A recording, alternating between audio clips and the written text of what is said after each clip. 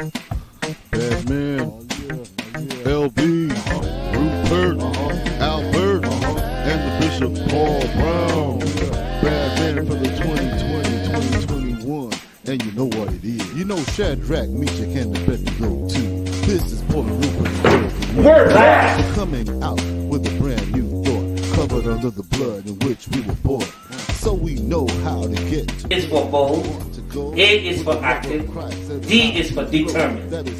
When you consider King David valiantly, you have an idea and understanding of overtaking this.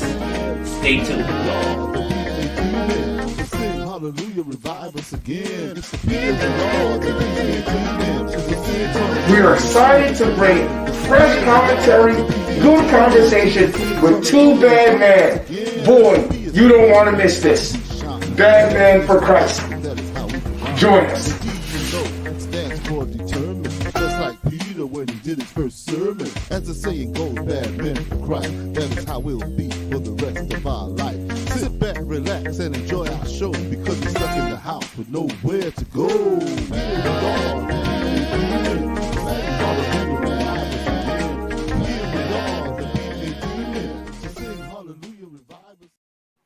Good evening, good evening. This is Bishop Paul Brown welcoming you to another edition of our Bad Man Show. Tonight, I will be hosting my co-host, Overseer Rupert Johnson, is traveling, and so the full load is resting upon my shoulders. And but we're expecting a great show on tonight. But before we get in, we want to say thank you to our producers, Minister Sean Gore and Deacon Albert Minor, that stepped in and doing a tremendous job. We want to say thank you so much. We want our audience to know that there are great men working along with us in order to make this show works. And so we're just so grateful. We want to say again, remember to like us on Facebook and also subscribe to our channel on YouTube, because if we want to blow up, as the overseer would say. And so we thank you so much for joining us on this evening. On this evening, as you know, this month is International Women's History Month. And we're delighted that we're going to bring in on our show our guest, a wonderful and successful woman. I have known her for several years, and I am an individual that I admire. Well, just a beautiful individual, wonderful woman of God. Just a couple of things, amen, about this influential and successful woman. That's our guest tonight. Her name is Debra Johnson. Couple of things. She was the mayor, former mayor of South Brunswick. And I tell you, that was something, just to know that I know someone up close and personal who functioned in that office. In addition to that, she member of the Rehoboth Pentecostal Church there in Trenton, New Jersey, on the leadership of our overseer Rupert Johnson. And of course, there's just so much to say about this woman. But I'm not just going to say everything. I want to leave a few things for her. And so we want to welcome to our audience tonight none other than Elder Debra Johnson. Come on, let's put a great celebration. Elder Debra, we're glad to have you. Thank you so much. Thank you so much for accepting our invitation. Bishop, it is an honor. I am so grateful to be here. Great. Oh, bless you. I want to get started by I highlighted that you being the former mayor of South Brunswick. Is there a couple more things that you'd like to share with our audience? There's one big thing that I like, but I know I can't say it because the last time you told me, oh, you're not supposed to say that in public. Well, you know, really, because I think that, and I understand, it is, Women's History Month, right? So I know that we can say it in the context that God has been so good that He's allowed me to be a municipal court judge. We just can't, you know. Yes, We don't want to look like I can use it to influence, you know, use the position to try to influence anything or support or promote anything. But I'm just grateful to God for all that He has done. My family immigrated here from Jamaica when I was about 5, and the Lord has blessed. And certainly I would never tell anyone that there isn't a period of long suffering and that there isn't times when you go through a bad patch, or there aren't times when the very gifts that God has given you, people want to use against you. But God has been so great, whether it's in my law practice or when I was in politics or now in the judiciary. The Lord continues to just be a guide, and I'm just grateful. Bless him. Well, I want to start off, as you said, that it's not always been easy. So let me start at the beginning. I want you to share with our audience one statement that that would put things in perspective, because sometimes when folks when you're introduced, or you introduce someone as the daughter of a diocesan bishop or a daughter of a bishop, and as influential as your dad has been was, folks may think that your life was just laid out on a silver platter. But I want you to share with our audience when you matriculated, what school you went to, and just lay out, just briefly, how you ended up where you were for your undergraduate study. All right. Because of God, to matriculate to the University of Pennsylvania in Philadelphia. And then I went to UCLA Law School afterwards because God is merciful. My goal, because I got a full scholarship to go to Rutgers, was to go to Rutgers. And I was happy to go to Rutgers. Rutgers is a great school, but heard about Ivy League schools. And she had determined that if that was the best, that God's people should always aim for the best. When you went to California, lay out for me, how did that happen? Oh, well, when I went to school in California, they had given me a fellowship for a full year. Okay. And so it was very difficult because I had never been away from my family or from community, certainly not from my church. And so it was tough, but they had given me this opportunity, and I really wanted to go away, and I thought I could, you know, wanted to be on my own. And the minute I got out, I was like, okay, when can I come back home? But it was certainly a valuable growing experience.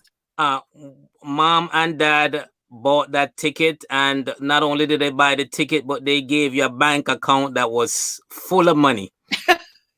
You know what? I know that if my parents could have, they would have. Yeah. But when I went to Penn,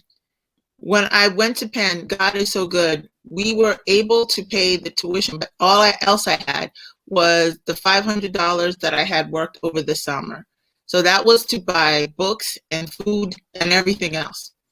That's it. That's all I had. My parents were able to come up with the tuition, and I had scholarships and grants, and then I had work to be able to help get clothes and stuff. So I had $500 for food and everything else for the entire semester. Books were $300. That left $200 to live on. So I lived on oodles of noodles. I lost all sorts of weight, and everybody thought I was dieting. No, I had no money to buy food.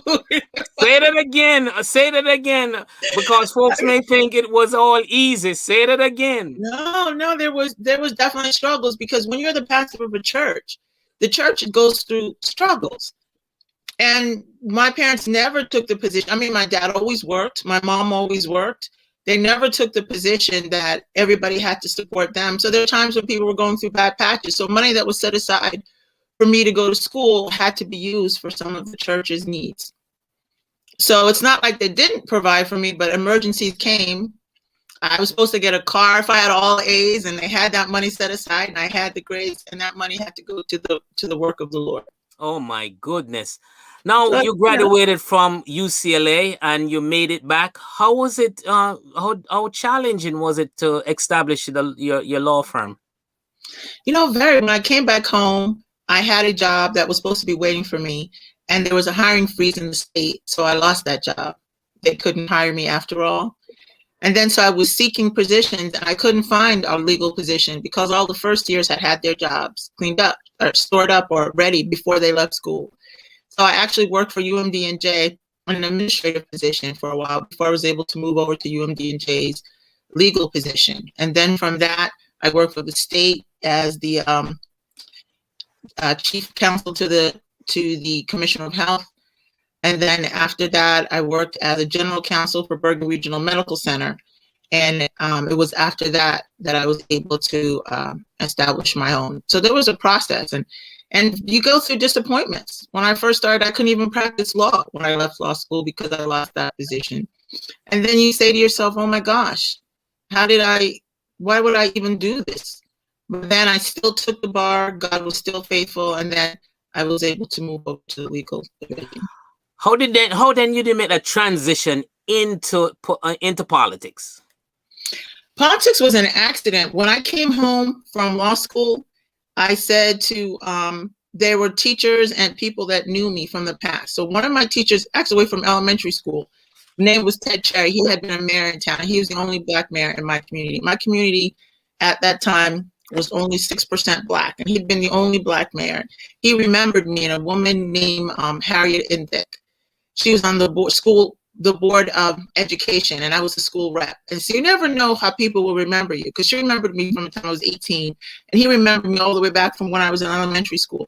People think that you're letting your children, having strong discipline from your children and teaching them manners early on makes all the difference. Because what he particularly remembered is when I would go to the hall, no matter what, I'd say good morning. And that's the way I was taught as a child. But it's unfortunate that he found that to be an unusual behavior. And he had made a mental note that as a little Black girl, that he would sort of look out for me, even when we were in school. And so when he became mayor and when I came home, they invited me to stuff envelopes and to be able to participate that way. But unfortunately, my party had lost every year, so nobody would run. So they picked my name by accident. They just said, okay, you just do it. We know that you can't win because you hadn't been in politics and you're so young. And that year, the Lord had me be the highest vote getter. Oh my goodness.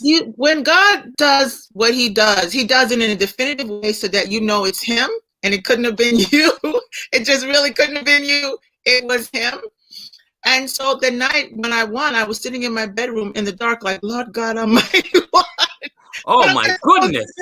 There was never a plan for what I would do should I win, because it was never in the cards. But then, I prayed with my family and we were able to move forward. Just highlight one or two major challenges you found, you as a woman of African descent, that you met in that position. Well, we would go to meetings, myself and the township manager. We would go to meetings in the county to try to get open space and funding for things we needed in the town. When I would enter the meetings, they would approach. They know there's a woman that's supposed to be mayor, and yet they would approach my manager at thinking that he was in charge, asking him where the mayor was, or even thinking he was the mayor, though they know the mayor's name is Debra Johnson. And it took a couple of years before I would go to meetings and to be recognized. And sometimes it just gets wearisome. I have politicians yelling at the phone and screaming at me like I was a small child. And I know they would not speak to my male counterparts the same way. And then, there's a feeling that people can bully you and you just have to be able to handle it. But my mom would always say, you can live in a man's world, but still be a lady in that world. So you have to try to control your response. And I think in my youth, I don't think I control it as well as I want to. The anger at the mistreatment, the fear that because of their discrimination, I wouldn't do as well as I could for my town. The wonder, the doubt of whether I should be there. Maybe I shouldn't be there. But then, thank God for praying parents and a praying church, because I don't know how I would have managed, and the Lord helped our administration to be successful, but I'm grateful for prayer. Wonderful. I want to pause for a few minutes here to remind our audience, please, if you have any questions for our guest, Elder Debra Johnson, please, by all means, just write them in and we will get them to her. Now, let me kind of make a transition here. I'm glad you mentioned about your praying parents and your praying church. How do you juggle both? Because they're saying as a church person, you got to be careful how you get into the political arena. So how did you juggle both balls? You know what? It's funny because my dad was my greatest supporter for politics. He was the biggest supporter. Oh, really? Yes. My mom was like, Lord God, do not entertain politics. You see those people there? It'll turn you into something very different. Don't do it. And plus, they'll eat you alive because you don't know how to lie well. So don't bother doing it. Oh, my goodness. The overseer was like, well, you know, those people can be very conniving. And I think that you may not see some evil coming.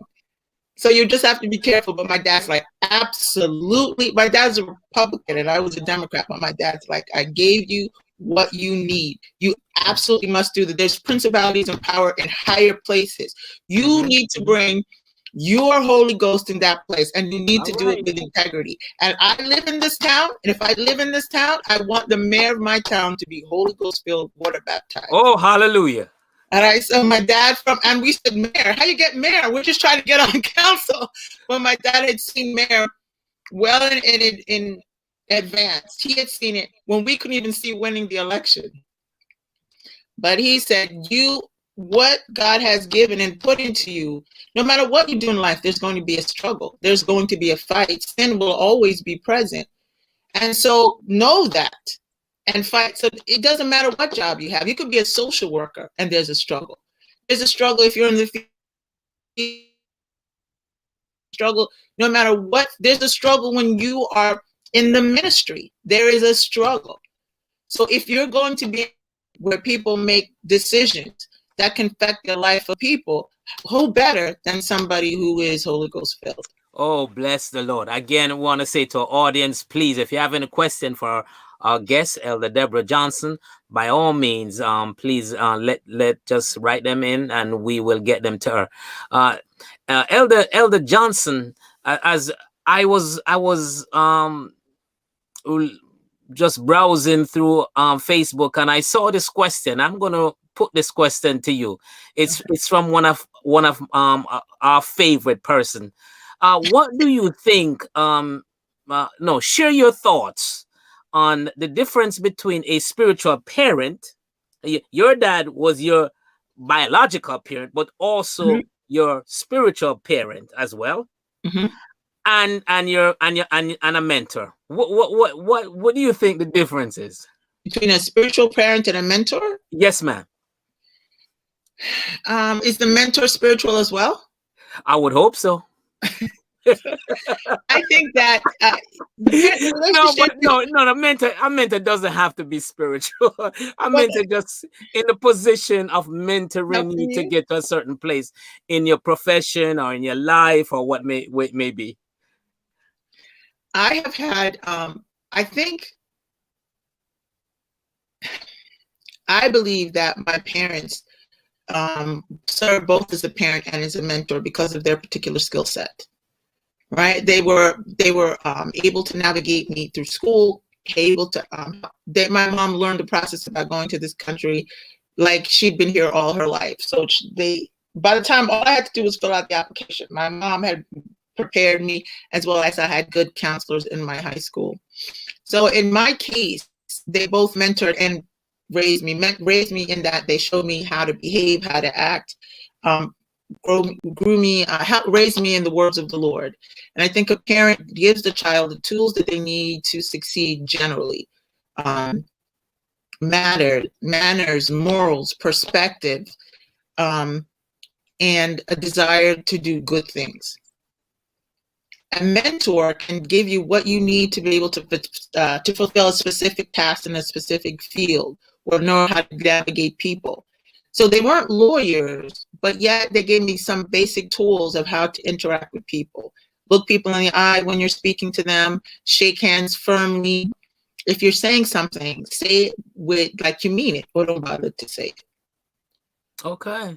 So I think in my case, they served us both, and there's certainly great lawyers navigate the process, help me to figure out who to talk to, who not to talk to, even things like how to eat when you're at lunch with a partner or the people that you make decisions.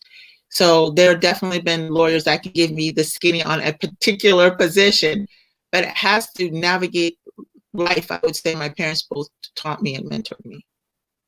Thank you for that. I really appreciate that. We have a question here. I'm not sure. But I'll read it anyway. What is the date of the community barbecue?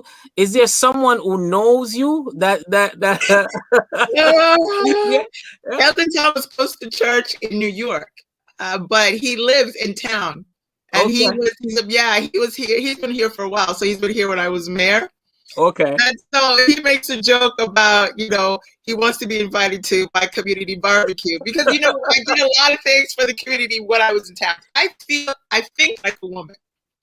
And so you have many of us on council that we provide your health, safety, and welfare, right? So health means that the water's clean. Safety, we have a good police department. Welfare means that we provide good parks, recreation, for an example.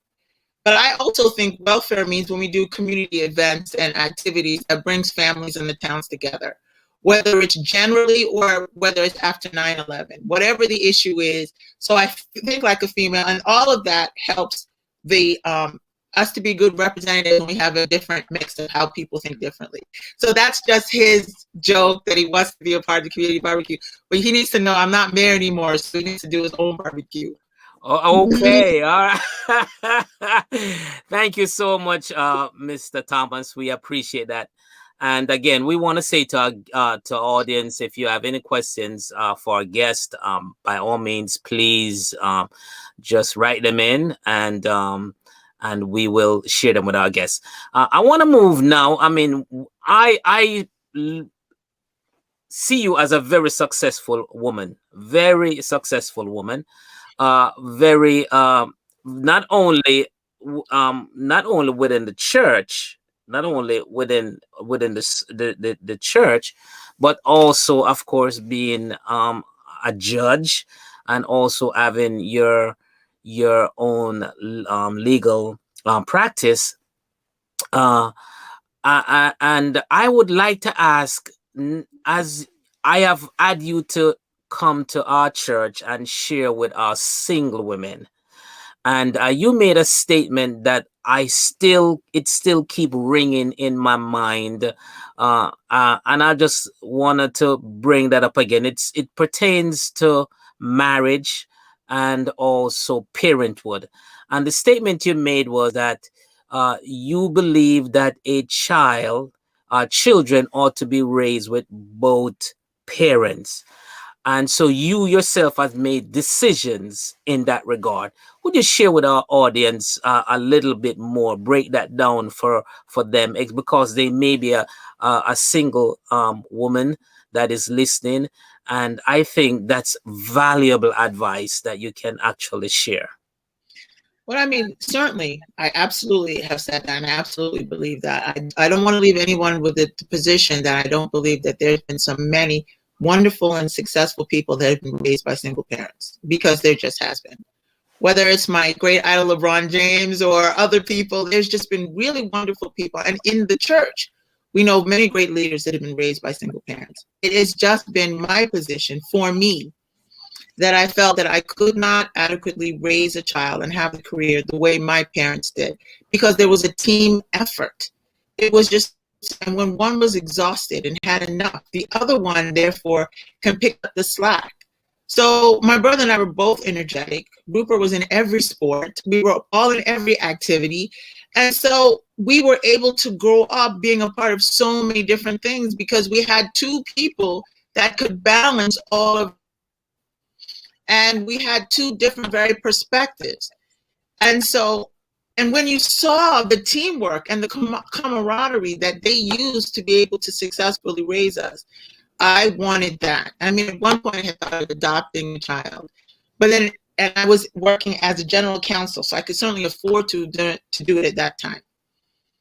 But as a general counsel, I was at Bergen Regional sometimes 9, 10, 12 hours. So I could have had a nanny raise that child. But then why did I adopt a child? To have somebody else raise it?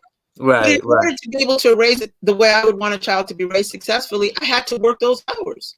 Yeah. So I wanted to give what I understood was necessary to raise a child the way I was raised. And so I don't want it to seem like a criticism of anybody else. This was the way that I knew. And there was no way I was going to be able to adequately commit the type of attention that I got for most of my life, even though they were always working in the ministry. But even if you haven't known us for long, but I know that Bishop, you've known us for a while, it's rare that you ever saw my parents, you didn't see us. We were never left somewhere. There were years I was in church and I didn't know who some of the pastors' children were. But you always saw us. We were very much a part of their plan. I just felt that if I couldn't provide that, I just felt I didn't want anything else for my child. That's admirable and well said. I really appreciate you sharing that. And as you said, you're not criticizing any other perspective, but that's just beautiful. Thank you so much for that. Again, I want to say to our audience, if there's anyone with any questions, please send them in so that we can actually share them with our guests. I also, as you were saying, parents, I know Mrs. Brown and I, with us, I usually say I'm not abandoning my kids. That's why even if I have to leave them, even if I had to leave them at my mother's, I consider them being abandoned.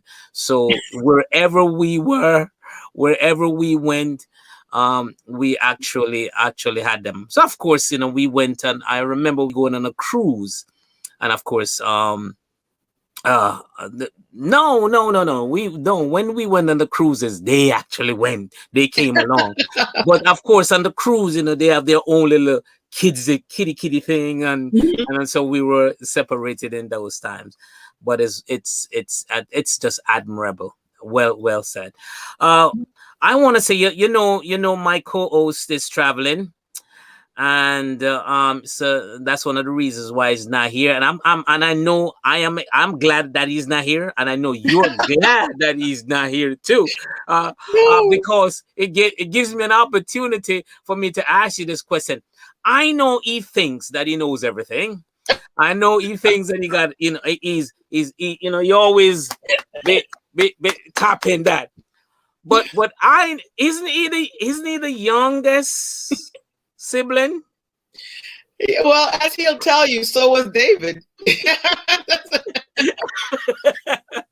That is true. He'll tell you that heartbeat. So was David. But yes, he is the youngest. He's my dad's namesake, and he is the baby. But from the day he was born, they called him Cassius Clay in the hospital. He was the biggest baby. He was like 11 pounds, 10 ounces. He was the loudest baby. So from day one, he made his presence known. Oh my goodness! Ever since. But I want to say though that I know that he's your pastor, but being that you're older than he is, I know you just allow him to think that he's the boss. I want to go on record. I know he's listening to us as he's traveling, and I know he's shaking his hand saying, "Wait, I'm gonna get Bishop." But no way. The beard, no matter where he is not far enough to protect me if I tell that story. No, he's very much the leader, very much the pastor. Maisie and I are both under his ministry. And she's older than the both of us, but he's very much a leader. He's always just been a leader. He was a leader with his friends in school. He was always the one that drove everybody, took care of everyone, directed everyone on the best thing to do. He's just always been that way. I know that when the mantle came to him, it was not something he sought. but it's what the Lord wanted. So he's very much our leader. He's very much the boss. Well, I'm glad you kind of clarify that to me, but of course I don't buy it, So, I just don't. I won't buy that. But again, he's a good friend, and as you know that we're doing the show together, and it's been a delight so far, and I'm just so pleased, and I'm really really happy and glad that you were able to come on and be with us on today and this evening rather. No, tell me, is there something, I know we have young ladies are listening to our program, but is there something you'd like to share to the young women in our audience? I think there's some things I specifically want for the young women, but I want to first start off with, if it's okay, with a general thought that may be helpful for both the male and the female in the audience, if you were interested, or if you're starting a business. So whenever you start your own business, you have all these goals and aspirations, and you think you're going to get it as soon as possible. And so, but there's been years in my law practice where, I mean, it's hard because you're introduced as this lawyer and blah, blah, blah. And you know that in your purse, if you have $5, you have a lot. I've gone to gas stations while I was trying to build my business and had to pay gas with change. I remember once I had Sophia with me, and she really likes raspberries, and her parents give her raspberries. They're healthy. So we were at the store, and I said, sweetie, what would you like? I'll get you a snack. And she said, raspberries. And I could not afford those pint of raspberries, and my heart broke into 100 pieces. And it's not because I couldn't get her something else, and she was content. She was little, but she wanted raspberries. She was healthy, and I couldn't afford to buy the raspberries. And my heart broke, and I'm like, God, I work all day long. I have clients. I'm busy all the time. Either somebody's not paying me or the state's behind, and I can't even buy my niece raspberries if I'm going to have the gas in the car to take her back home. And I felt so worthless, and I felt broken, and I took her home, and then I cried. And she saw me tear up a little bit because I know that. I think she told her parents that Auntie looked sad. But I got myself together. I told her, well, why don't we get this instead? And I bought her an apple. But I went home and I just asked God, why? Why did you put me in this position if you're not going to help me succeed here? And then, he brought to my attention that when you read the word long suffering in the Bible, what did you think it meant? Oh, wow. Right. And why wouldn't that apply to you? But I said, I give my tithes, I give my offering. You promised us that if we did this, that we would prosper. If I get $1, I give 10 cents. I am not behind in anything. How? And again, he brought to me, what would make you think that you would get to have feathery beds of ease? So I shored myself up one time, my car, I had this great Cadillac from when I was working, and my car was repossessed, and it was repossessed. We were having vacation Bible school. I'm supposed to bring the food, and I had to explain to the teachers in my Sunday school and all the parents that the reason why I couldn't get there is because my car was repossessed. I cannot tell you how I felt. I can't even express how ashamed. And this is my church where everybody tells their kids, oh, if you work hard, you can have the achievements just like Sister Debbie. And I asked God, it's one thing to teach me a lesson, but what have I done where you felt that you could have to humiliate me in my church? What could I have done to sin was so great? But sometimes the Lord teaches us lessons along the way. And maybe I'll be able to help the next person. And maybe I'll have to learn to depend on him and not depend on what I believe to be my skill set. So, I am in a position now where I'm grateful to God. I'm grateful that he's allowed the business to be solvent, and I'm grateful that it is working. But if everything was lost today, he has taught me that I could fight back and build again. And that as long as I depend on him, that I can move forward. So whatever we do, I would encourage people not to be discouraged during the bad times, not to think that everything is going to be done quickly. and that to know that our God is there to help us back up, and to not be surprised when you have to long suffer. Okay. Okay. Yeah. That's I mean, that's valuable advice. Also in also in doing your own business, uh I believe that there are times that you need people who's going to Right. be there to help you. What would you say to someone who's starting out a business or thinking of doing a business? To How would you direct them in getting that person that will be there when things are just so bad that you need to be lifted up? I think that certainly you seek God in prayer, which I didn't do originally. I just thought I would look at resumes and read resumes and get a feel. Or sometimes you hear from somebody in another church that knows of somebody that really could use the job. And then so you give it to them. So what happens is that sometimes you take people and you move on your heart, but you don't use wisdom and you didn't ask God to direct you. And then I have taken on people who were so useless.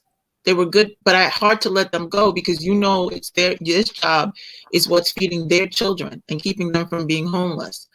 So I would always try to give that person enough time to find another job, but because they know your heart, they don't really try. So you're Right. ending up doing your work, their work, and paying them more than Mm. the fair wage. My. So I definitely made mistakes when I first started with people. The young lady that I had working for me recently had another position that was going to make, which I encouraged her. Actually, she had been in the position, but worked for me part-time during COVID. And really, that position was moving up. And you don't ever want to discourage people from doing better and to moving up. So I'll try to find another person. But this time I just sought the Lord. The Lord will directed me for her for a period, and she was great. And then he will direct me to the next person, and I'm just patient. But again, he's taught me that if I'm by myself, no matter what my situation, I'll be able to manage, because he's helped me manage through some of the worst times. So I, I I think that the Lord has spoken right now. I mean, oh, you said you're a patient awakening. I'm ready. Just tell me the salary. I'll show up on Monday. Sir, I could never offer enough for your type of expertise and your caliber of individual. There is just not a salary in the world that would be sufficient to pay at that level. I would never ever think to give you the little bit that I could pay. I could never deserve such greatness. I am humbled.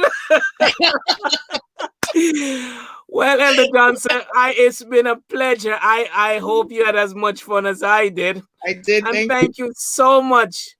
Thank you so much for taking the time and being with us.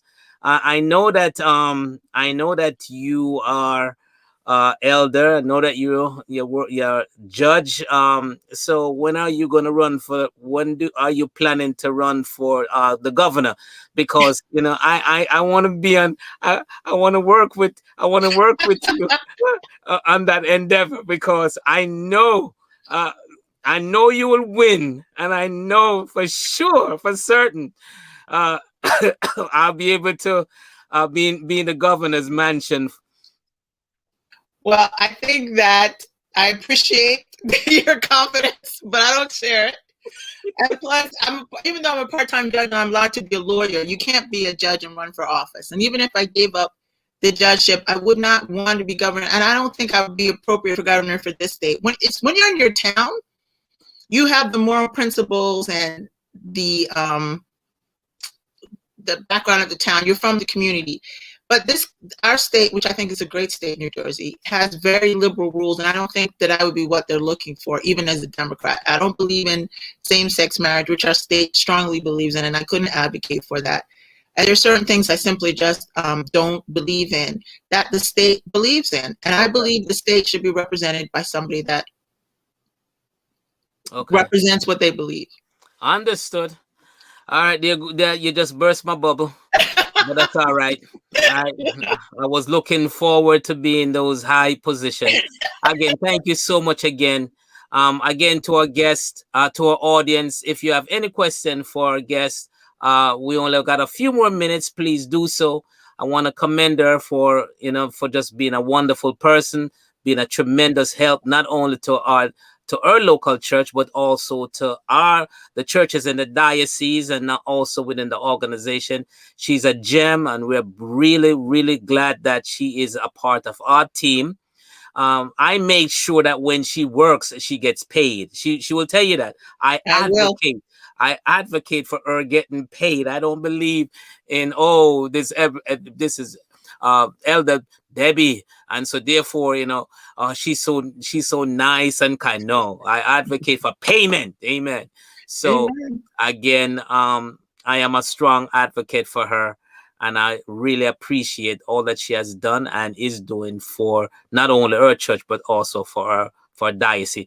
Also, in the case, can you just? I know that I have had you to come and talk about wills. Would you just please give our audience we only have about a couple minutes left. Just give them a brief preview of why it's important for them to have their wills. Okay. First of all, though, I just want to say quickly, though, Bishop, I'm grateful for you and for the overseer for having me tonight, and grateful for your encouragement. It's tough sometimes because I have a strong personality, but it's tough when a saint comes to you and they want all these things for free, and it's hard to say, well, I can't help you. You're planning to pay.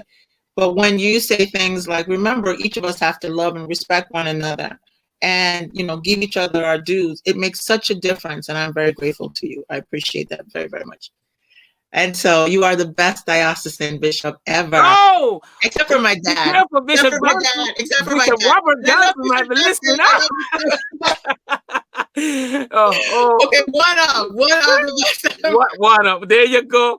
Because I want to make sure my big brother make sure I'm looking out for him. But I think everyone needs to will. You work so hard for your money, so when you leave and for your property, you should determine what happens to it. And if you don't, then what will end up is that the state will determine what happens to all that you have earned. And I think that is so wrong. And you say to yourself, well, if I die, I only have this one child, everything will go to this one child anyway. No, the child doesn't automatically get it. The child will have to go to the state. They have to become made an administrator. Go to the county, made an administrator of your estate. And the money they put in is money that could have gone towards them that they're using to become the administrator, and they have to get proofs that they're even your child. And there's tax consequences often.